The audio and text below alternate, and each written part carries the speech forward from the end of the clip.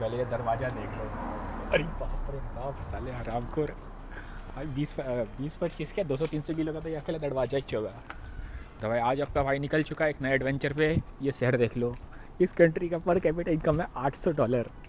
लेकिन कम्युनिज़म में जो होता है, किसी एक सिटी में लोग दबा के इन्वेस्टमेंट मार देते हैं ताकि सारे गुच्छा के वहीं पे रहे, ताकि सरकार को सुविधा हो अपने सर्विसेज बांटने में भी और लोगों को कंट्रोल करने में भी। मेरे को तो वही लगता है। सेकेंड वाला पार्ट मेरा अजम्पशन है, लेकिन फर्स्ट वाला पार्ट तो डेफिनेटली सही होगा। तेज़ देख लो, अमेरिका को मात दे दे। लेकिन एक चीज़ मैंने अभी आपको नोटिस करके बता रहा हूँ, मतलब नोटिस किया कि यहाँ का करेंसी इस देश के बाहर टॉयलेट पेपर के अलावा ज़्यादा कुछ है नहीं। क्यों बताता हूँ, क्योंकि ये देश अपना करेंसी बहुत ही भयंकर इन्फ्लुएंस करता है, बहुत ही भयंकर। जैसे कि मैंने आपको बताया $800 इन लोग का पर कैपिटा इनकम है, लेकिन चीज़ें के दाम हद से ज़्यादा महंगे और लोग भी रहते हैं देखो कितने आलीशान। इन लोग के एटीएम में मैंने अभी नोटिस किया, जब मैं एटीएम से पैसा निकाल रहा हूँ 2 ऑप्शन था, मतलब मैं यहाँ से लिटरली यूएस करेंसी भी निकाल सकता हूँ। ये नॉर्मली तब होता है जब वो लोग अपने देश के अंदर अपने करेंसी को इन्फ्लुएंस करके रखे हों लोकल्स के लिए, लेकिन उन्हें पता है कि बाकी कंट्रीज़ तो मानेंगे नहीं, इसीलिए वो अपने रिज़र्व से, यूएस करेंसी के रिज़र्व से, यूएस करेंसी को एक बेंचमार्क को मानते हुए अपने रिज़र्व से उसको कंपेंसेट करते रहते हैं। काफ़ी ओवर वैल्यू किया है अपने करेंसी को, और जो ऑब्वियसली देश के बाहर तो काम आएगा नहीं। लेकिन यहाँ पे ओवर वैल्यू करने का कारण ये है कि लोग, पहली बात तो जनता कम है, तो अगर मान लीजिए इन लोगों ने अपने करेंसी को यूएस करेंसी में कन्वर्ट करने का कोशिश भी किया, वो कर सकते हैं क्योंकि जनता कम है, तो ऑब्वियसली सरकार को अपने जेब से कम यूएस डॉलर खर्चा करना पड़ेगा उसको कंपनसेट करने के लिए। और दूसरा, ओवर वैल्यू करने से यहाँ के लोग अमीरी में जी सकते हैं, क्योंकि उसका जो कंपेंसेशन है यहाँ का सरकार या तो रशिया की मदद से या फिर अपने नेचुरल रिसोर्स रशिया को बेच के घुमा फिरा के, मतलब जो चीज़ पहले रशिया, एग्जांपल के तौर पे देखिए, अगर मान लीजिए रशिया को अपना रिज़र्व बढ़ाना है यूएस करेंसी का, तो वो अपने नेचुरल रिसोर्स किसी ऐसी कंट्री को बेचेगा जो यूएस करेंसी में पे करने के लिए राज़ी हो। अभी पॉसिबल नहीं है, लेकिन अभी प्रॉक्सी के थ्रू ये बेच रहा, रशिया को जो भी बेचना है, कुछ भी बेचना हो अगर रिटर्न में चाहिए हो यूएस करेंसी, वो इस कंट्री के थ्रू कर सकता है। यही एक सिंपलेस्ट फॉर्म आपको मैं समझा सकता हूँ कि ओवर वैल्यू करने से इस कंट्री का क्या लाभ हो रहा है, और यूएस करेंसी में कन्वर्ट करने के कारण रशिया भी कैसे लाभ कमा रहा है, इसलिए मदद भी कर रहा है। बनाया तो सब कुछ उसी ने है यार। देखिए एग्जांपल के तौर पे आपको बताता हूँ, अगर मान लीजिए आपके पास, चलिए देश को लेकर एग्जांपल लेते हैं, मान लीजिए किसी देश में एक नकली हीरा है जो जनता में किसी को नहीं पता है नकली हीरा है, लेकिन उस देश के बाहर सबको पता है वो नकली है, और उस देश के सरकार को भी पता है, लेकिन जनता को नहीं पता। तो जनता तो ऑब्वियसली उसका फुल वैल्यू में जितना भी होता है, चलिए मान लीजिए $100, लेकिन असल में उसका वैल्यू है $1, लेकिन क्योंकि वो नकली है, लेकिन $100 बोल के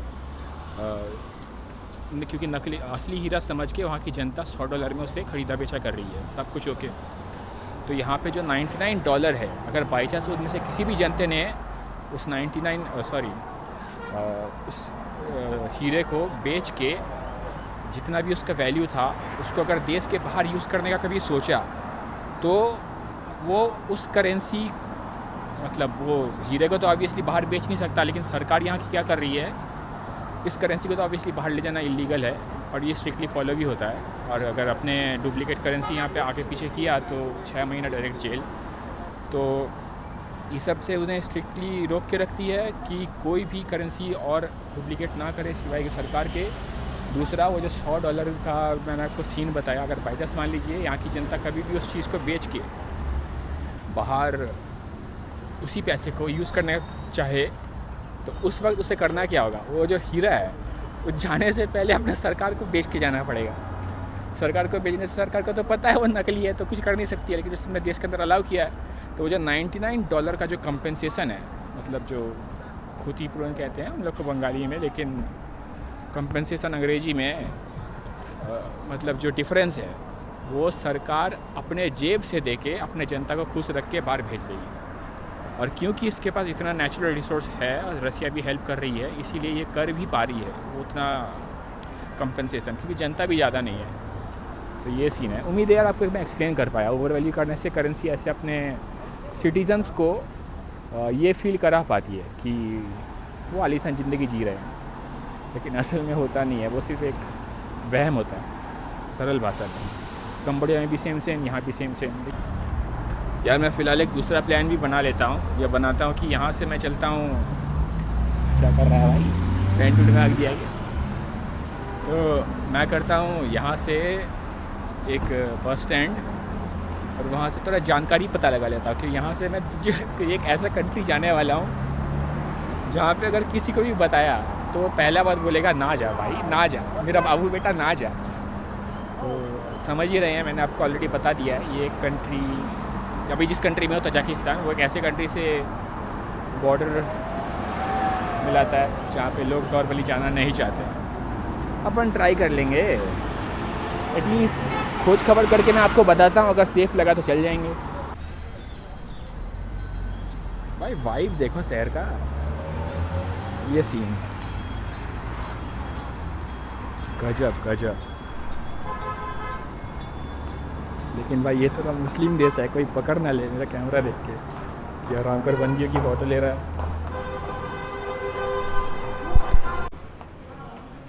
यार इन झमेलों से बेस्ट तरीका है बचने का, कैमरा को ऐसे पकड़ो जैसे दूसरों को लगे कि मैं अपनी फ़ोटो ले रहा हूँ, तो उसमें बोली क्या लेगा, मैं तो तेरी दे ही नहीं रहा हूँ।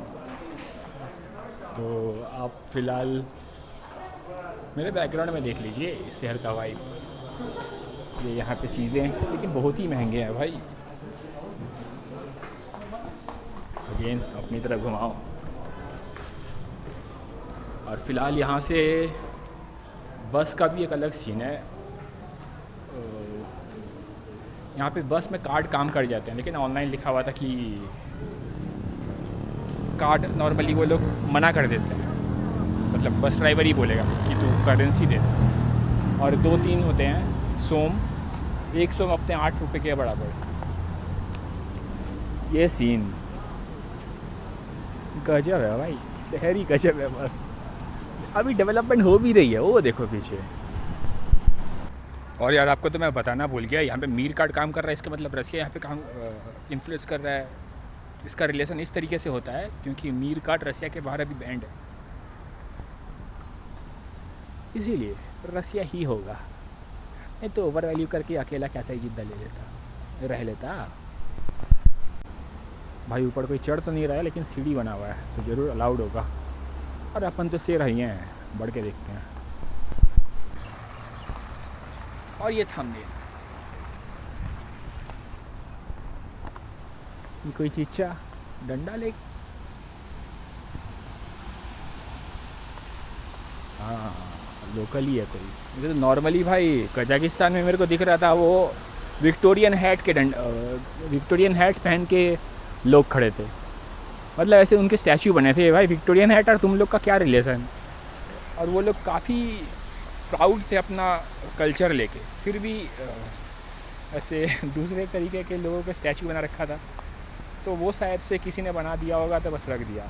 ऑब्वियसली ये मैं आउट ऑफ इग्नोरेंस ही बोल रहा हूँ, मेरे को एक्चुअली ये नहीं पता है, कोई ऑफेंस ना ले ले, लेकिन ये मेरा अजम्पशन है। लेकिन वो उनमें प्राइड तो था, जैसे अपने इंडिया के पंजाबियों में देख लो, उनमें बहुत प्राइड है, और नागालैंड भी। चलिए मैं चलता हूँ यहाँ से बस स्टैंड का कुछ खोज खबर लगा लेता हूँ, क्योंकि यहाँ से जो बॉर्डर उनसे क्रॉस करता है वहाँ तक बस जाता है। ऑनलाइन तो दिखा है, तो उसका भाड़ा वगैरह लेटेस्ट क्या है वो देख लेते हैं। बोलबम ये भाई लोग अपना शतरंज के खिलाड़ी, लेकिन अभी टॉप पे तो अपना इंडियन ही है गुकेश। चेस भी भाई मैं थोड़ा कंफ्यूज हूँ, लूडो इंडिया में बना था या फिर चेस, लेकिन दोनों में से कोई एक तो इंडियन है। और ये कोई चिच्चा, हाँ भाई शकल से तो लोकल ही लग रहे हैं, आप लोग भी देख लो और मन जजमेंट मारो। और एक और बात यार, यहाँ पे देखिए उज़्बेकिस्तान में क्या था, वहाँ पे जो एडिक्ट था, जो लिखावट था, वो उतना रशियन रशियन के टाइप था। तो लेकिन इस वाले कंट्री में फ़ारसी बोलते हैं लेकिन लिखते हैं रशियन एडिक्ट में। ये सीन है बोलबम भाई। लेकिन एक चीज़ टॉप क्लास मज़ेदार होती है इन सब कंट्रीज़ में जहाँ पे मैक्सिमम चीज़ गवर्नमेंट इन्फ्लुएंस्ड हो, थिंग्स वर्क्स, मतलब काम करती है। जो जहाँ पे चीज़ लिखा हो वो चलता है। मस्त। जैसे 15 नंबर गाड़ी यहाँ पे था, अभी मेरे सामने से एक निकली है। नॉर्मली मतलब इंडिया में तो समझ ही लो, अगर 15 लिखा होगा तो भाई चलेगा उसके, या फिर कई बार तो उस स्टॉप पे मतलब वो स्टॉप होता ही नहीं है, कुछ आगे पीछे 19-20 हो जाता है। कुछ डेमोक्रेसीज़ में लोग जानते हैं कि कॉन्सिक्वेंस के नाम पे होगा क्या, मैक्सिमम 1 महीने का सैलरी कटेगा। लेकिन यहाँ पे तो बवाल हो जाता है। जैसे बताया ना, अगर मान लीजिए यहाँ पे नकली नोट अगर आपने यूज़ करते हुए पकड़े भी गए, आप छाप नहीं रहे हैं, पीछे नहीं है, वो अलग बात, लेकिन उसके पीछे भी आपको 6 महीना जेल है। काफ़ी स्ट्रिक्ट सब कुछ। भाई ये तो फुल पैक्ड है, फिर भी घुसते हैं। बोल रहा हूँ, देख लो भाई यहाँ की आलीशान पंथी देख के मेरी तो हंसी छूटे ना छूट रही है। इतनी आलीशान है, लेकिन भाई बोल रहे हैं ना भाई, सरकार चाहे तो कछो कर सकती है। वही खुदा वही भगवान। फिलहाल ये बस स्टैंड तक पहुँच गए हैं। यहाँ से मैं बस भाड़ा देख लेता हूँ। ऑनलाइन तो दिखा रहा था 5, फिर थोड़ा ऑनलाइन मेरे को क्या दिखाया कि वहाँ से लगभग 250 किलोमीटर सिर्फ $5 में, फिर वहाँ से लेकर लगभग 40 किलोमीटर $17 टैक्सी के लिए। तो मैं सोच रहा हूँ, मतलब ये मेरे को दिखा रहा था, मैं आपको चलो एक्सप्लेन करने का कोशिश करता हूँ। डाउन साउथ वो ब्रांच वाई की तरह हो जा रहा है, ऐसे 2। तो यहाँ पे एक पंज बोल के जगह है, वहाँ तक का $5। लेकिन इस वाले ब्रांच के थोड़े ऊपर तक अगर कोई भी बस स्टॉप हुआ, वहाँ उतरने से मेरा सुविधा होगा। फिर वहाँ से लगभग सिर्फ 10-11 किलोमीटर दूर होगा मेरा बॉर्डर। लेकिन मेरे को ऑनलाइन रिकमेंड कर रहा था कि पंज तक का ही बस है, इसलिए पंज में उतरो, फिर वहाँ से घूम के फिर दोबारा इस वाले ब्रांच पे आओ। उम्मीद है मैं आपको एक्सप्लेन कर पाया जहाँ से बॉर्डर है। चलिए यार देखते हैं क्या सीन बोल भाई। देखो एकदम टॉप क्लास भाई था, वहाँ पे झुंड खड़े हो गए थे पूरे बुड्ढों के, मतलब एजेड लोगों के। मेरे को खड़ा करके पहले 3-4 मिनट समझाया चाहिए क्या बता। मैंने बोला बस टिकट बुक करना था। बोला अभी तो नहीं है, लेकिन बस जब छोड़ता है उसके पहले आना पड़ता है। फिर पूछा कहाँ जाना है, मैंने बोला रैंडमली पंच, क्योंकि वही मैंने देख रखा था जगह का नाम। तो बोलता है यहाँ से 7 बजे छोड़ता है, सुबह आ जाना, फिर 1 घंटा पहले तेरे को बस टिकट बुक करना पड़ेगा, चल जाएगा। मतलब 7 बजे आ, 8 बजे बस छोड़ देता है। सिचुएशन मैंने आपको बता दिया। तो ज़्यादा झमेला ना करके वही $5 दे के मैं चल जाता हूँ भाई। यहाँ इन सब कंट्री में लोग इतने कम है, इसलिए ऑनलाइन इन्फॉर्मेशन इतना कम है। तो 500-600 रुपये तो एवे ही निकल जा रहे हैं, एवे ही। मतलब मैंने आज भी प्लान बनाया था कि मैं 600 रुपये बचाऊँगा होटल स्विच करके। फिर मैंने अपना गलती से सबक सीखा, जो मैंने चाइना में गलती किया था, सिटी सेंटर के बाहर जगह लिया था, जहाँ से मेरे को सिटी सेंटर पे आने के लिए इतना टाइम लग जा रहा था कि रिटर्न का कोई मेरे पास, मतलब रिटर्न भी मेरे को जल्दी चल जाना पड़ रहा था क्योंकि बस टाइमिंग ख़त्म हो जा रहा था। तो अगर 200 रुपये वहाँ चल जाते हैं तो मैं ज़्यादा चीज़ भी देख पाऊँगा और मेरे पैसे भी बच जाएंगे, और रिटर्न होने का सोचना नहीं पड़ेगा, मैं पैदल ही खींच लूँगा। ये दिक्कत हुआ था क्योंकि वहाँ पे मैंने जितने पैसे बचाए थे उससे ज़्यादा मैंने टैक्सी में दे दिए थे रात को रिटर्न जाते वक्त चाइना में, इसलिए वो गलती यहाँ नहीं किया। ऑल्दो मेरा स्विच का प्लान था, मैंने उसको कैंसिल करके यहाँ पे $5 एक्स्ट्रा दे के 2 दिन एक्सटेंड किया, और जो सिटी सेंटर के पास ही है, लगभग 1-1.5 किलोमीटर रेंज के अंदर। और एक बात और चला आपको कैविएट के तौर पे बता ही देता हूँ, यहाँ पे वैसे वो बस टाइम लिमिट का कोई सिंसिनरी नहीं है। पब्लिक बसेस तो रहते हैं लग्जूरियस, जैसे इंडिया में होते हैं, कलकत्ता में तो एटलीस्ट हैं लग्जूरियस सस्ते, और साथ में कुछ प्राइवेट बसेस भी होते हैं वही टेम्पो टाइप का। यहाँ पे ओमनी नहीं है, मतलब वो बच्चे पे किडनैप करने वाली गाड़ियाँ, लेकिन वो 16 सीटर वाली गाड़ियाँ भी यहाँ पे होती हैं। सीट उन लोगों ने उखाड़ा फेंका होता है ताकि ज़्यादा जन खड़े होकर जा पाएँ, तो वो भी है। तो ये एक्सप्लेन करने का कारण ये हुआ क्योंकि टाइमिंग ऑफिशियली ख़त्म भी हो तब भी दिखा है, तब भी आप बस स्टैंड पे रुकिए, कोई ना कोई प्राइवेट आके आपको उठा के लेके उसी रूट पे चल जाएगा। तो यहाँ पे टाइमिंग का, बस टाइमिंग का वो सिचुएशन नहीं है जो एटलीस्ट चाइना में तो था, और उज़्बेकिस्तान में तो मैं 2 बार फंस चुका था। उसमें तो वो गलती भी नहीं थी कि मैं सिटी सेंटर के बाहर था, सिटी सेंटर के अंदर ही था, लेकिन मैं जगह ऐसे जहाँ पे जा रहा था वो था सिटी सेंटर के बाहर। तो वहाँ से रिटर्न के लिए मेरे को 2 बार फंसना पड़ा था। चाहे तो पुराने वीडियोस देख सकते हैं। बोलबम और भाई दबा के डेवलपमेंट सिटी में ही सिर्फ। अब वापस जाके सिटी के अंदर वो जो 2 एक धरोहर है, एक तो प्रेसिडेंट्स पैलेस और वहीं पे एक पार्क भी है उसी के ऑपोजिट में, ताकि प्रेसिडेंट निकल के टहल पाए। भाई क्या ही बोले, यहाँ पे तो प्रेसिडेंट ही भगवान। यहाँ पे बच्चे लोग भाई बड़े ख़तरनाक होते हैं, एकदम डॉग मैन की तरह बैठा रहते हैं अपने ठेले वाले मशीन पे। उसकी मम्मी अभी तक परेशान होती है कड़क धूप में, उनको ठेला लगा बड़ा मस्त लगेगा।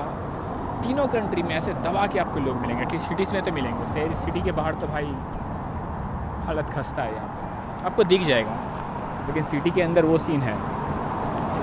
और इसका कारण भी एक है, जैसे कि मैंने आपको पहले भी पुराने वीडियोस पे बताया था, यहाँ वाला कल्चर लगभग इंडिया जैसे है।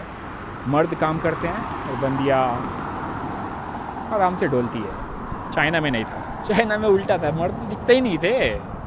चलो 1-2 जगह दिख जाते थे, लेकिन मैक्सिमम मर्द चिल मारते हुए दिखते थे अपने दुकान पे आराम से। और आंटियाँ मतलब औरतें तो भाई दबा के, चाइना का बात कर रहा हूँ, इस कंट्री में अपने इंडिया जैसे ऑपोजिट ही है अपने इंडिया में। लेकिन भाई दोनों कॉन्ट्रास्ट दिखता है, नॉर्थ ईस्ट साउथ में देखो दबा के आंटी लोग, लेकिन अप नॉर्थ में मतलब ग्रेजुअल होता है। साउथ में आंटियाँ, उसके बाद फिर महाराष्ट्र MP उन सब वगैरह में दोनों, उसके बाद अप नॉर्थ में पूरे लड़के। मस्त है भाई, ना इंडिया यूनिक है फिलहाल ये वाइब। और यहीं पे था एशिया कुछ एक, मतलब एक ही बस सर्विस है बड़ा वाला। हम लोग यहाँ पे तो हज़ारों हैं, मतलब बड़े बस सर्विसेज यहाँ पे एक ही है जो सब कुछ हैंडल करती है, टैक्सी से लेकर लॉन्ग रूट बसेस सब कुछ।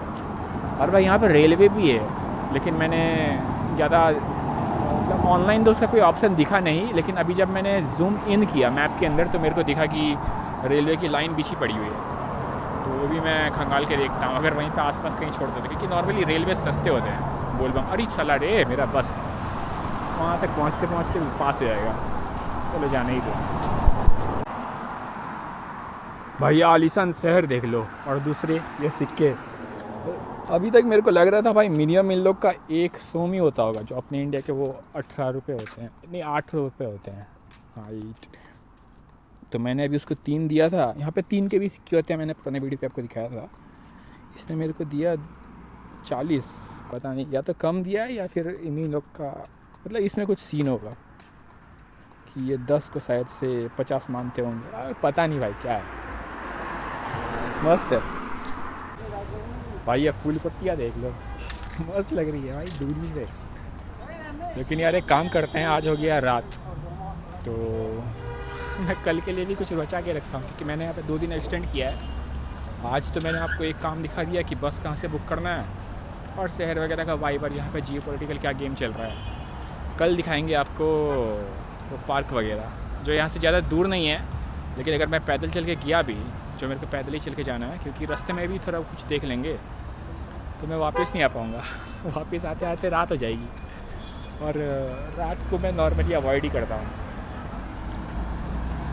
चलिए बोलबम, उम्मीद है यार आपको आज का वीडियो पसंद आए तो लाइक एंड शेयर ज़रूर कर दें, और हो आपका मन करे तो सब्सक्राइब भी कर सकते हैं। तो मस्त एक्सपीरियंस, मस्त दिन, बोलबम, राधे राधे। वीडियो को यहीं पे कंक्लूड करते हैं। और ये सीनरी रात का, अरे हिल्टन यही है।